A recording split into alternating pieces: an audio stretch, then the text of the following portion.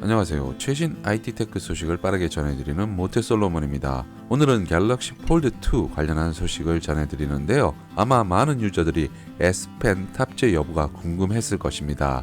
접었을 때 스마트폰, 펼쳤을 때 태블릿 형태로 사용할 수 있다면 당연히 S펜이 들어가는 게 맞다는 생각 누구나 한 번쯤은 할 수 있을 텐데요. 갤럭시 폴드 1에서부터 S펜 탑재는 꾸준하게 제기되었던 부분이기도 합니다. 하지만 이번에도 탑재가 힘들어 보이는데요. 샘 모바일에 따르면 내구성 문제로 제공되지 않을 것이라고 전했습니다. 올해 출시한 갤럭시 Z 플립의 경우 초박형 유리 UTG를 사용했습니다. 이전 갤럭시 폴드 1보다 내구성을 향상시켰으며 이를 갤럭시 폴드 2에 적용할 것으로 예상되는데요. S펜을 사용할 만큼의 내구성은 아직까지는 갖추지 못한 것으로 추측이 됩니다. UTG가 초박형 유리라는 이름이 붙기는 하지만 일반적인 스마트폰에 사용되는 유리와 비교하면 내구성이 떨어집니다.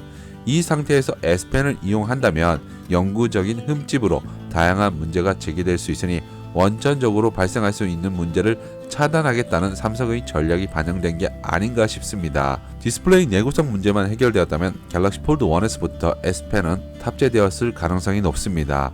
아쉽기는 하지만 불안하게 사용할 바에는 차라리 조금 더 완성도를 높인 상태에서 탑재하는 게 바람직한 것 같고요. 반가운 소식이라면 삼성은 고릴라 그래스로 유명한 코닝과 파트너십 계약을 맺을 것으로 전해졌습니다.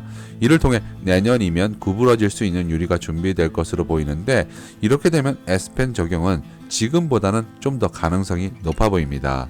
전체 디자인의 경우 지난해 출시되었던 갤럭시 폴드 1과 유사하지만 내부 7.7인치, 외부 6.23인치로 디스플레이가 좀 더 커진 상태로 나올 것 같습니다.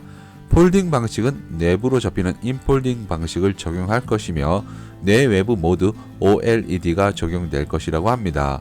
외부는 스마트폰을 펼치지 않은 상태에서도 전화나 인터넷을 하기에 불편하지 않은 수준의 크기가 될 것으로 보이고요. 참고로 작년에 출시된 갤럭시 폴드 1의 경우 내부 7.3인치, 외부 4.6인치 디스플레이를 탑재했었습니다. 확실히 큰 화면을 요구하는 소비자들에게는 상당히 좋은 반응을 얻을 것으로 생각되고요. 화면이 커진 것 외에 주사율도 120Hz로 부드러운 표현이 가능합니다.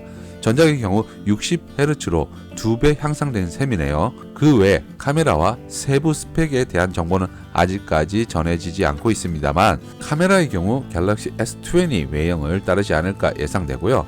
가격은 전작에 비해 $100 정도 더 저렴해질 것이라고 하는데 참고로 갤럭시 폴드 1은 $1980였습니다. 갤럭시 폴드 2 공개일은 노트 20 시리즈와 갤럭시 워치 3, 갤럭시 버즈 라이브 등과 함께 발표될 것으로 전망되는데 원래 계획대로라면 8월 정도면 발표되겠지만 현재의 대유행으로 인해서 일정은 유동적일 것 같습니다. 아마 발표일 즈음해서 보다 구체적인 사양이나 디자인이 공개될 가능성이 높아 보이는데요. 갤럭시 폴드 소식이 들어올 때마다 다시 업데이트 하도록 하겠습니다. 삼성이 접는 방식의 스마트폰 연구를 끊임없이 시도하고 있는 만큼 보다 강력한 내구성을 지닌 접는 유리 소식도 조만간 들려오지 않을까 예상해봅니다.